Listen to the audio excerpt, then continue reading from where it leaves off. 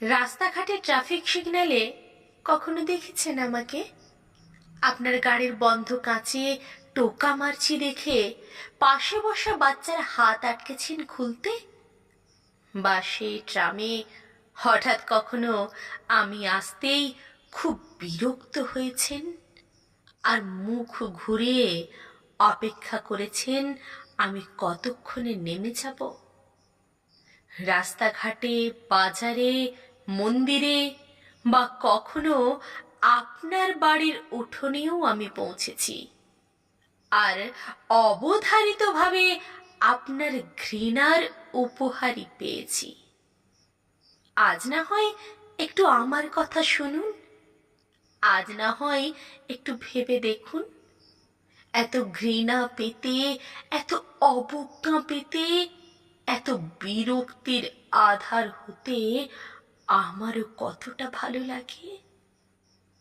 আমরা ভগবানের ভুল নাকি সমাজের অভিশাপ, যেটা আমাদের সাথে দু পা না হাঁটলে বুঝবেন কি করে?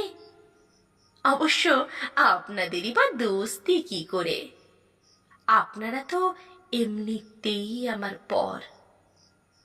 কিন্তু আপনাদের মধ্যেই কোথাও এমন একজনও আছে যাকে অনেকবার ডেকেছি, বোঝাতে চেয়েছি যে আমারও এই দুনিয়া তাকে ছাড়া ততটাই অন্ধকার যতটা আপনাদের যে কারোরই হতে পারে।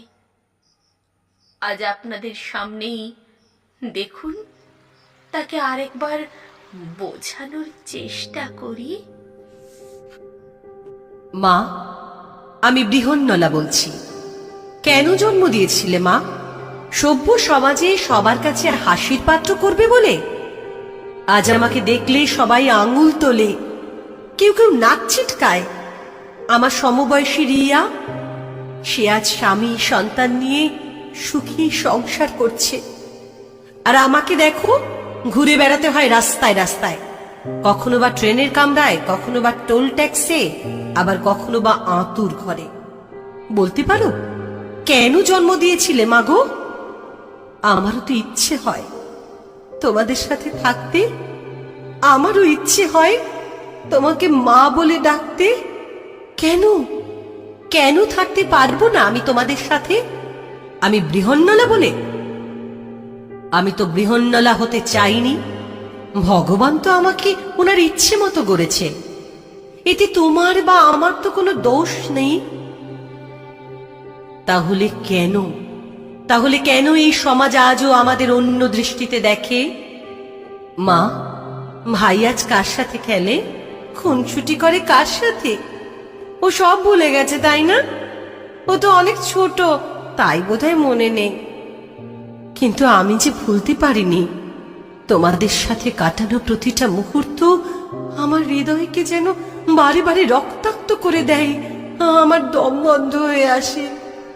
বাবাকে একটু বুঝিয়ে বলো না মা, আমাকে এখান থেকে নিয়ে যেতে, এই অন্ধকার জীবন থেকে মুক্তি দিতে। আমি তোমাদের কাছে ফিরে যেতে চাই, আমি শুধু তোমাদের কাছে থাকতে চাই। আমাকে নিয়ে যাও মা, আমাকে নিয়ে যাও।